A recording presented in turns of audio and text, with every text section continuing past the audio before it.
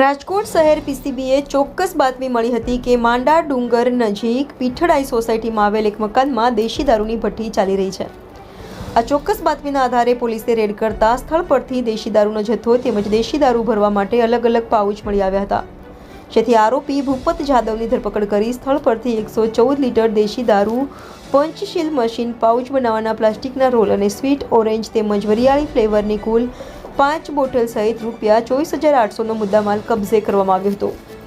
Police તપાસમાં એક આરોપીની ધરપકડ કર્યા બાદ તેની પૂછપરછ કરતા અને એક શખ્સનું નામ ખુલતા પોલીસે ફરાર આરોપી મહેશ ડાભીની શોધખોળ હાથ ધરી છે।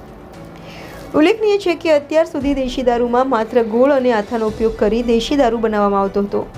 જોકે પોલીસે પ્રથમ વખત ફ્લેવરવાળો દેશી દારૂ કબજે કર્યો છે, જેમાં સ્વીટ ઓરેન્જ અને વરિયાળી ફ્લેવરનો દેશી દારૂ ઝડપી પાડવામાં આવ્યો છે।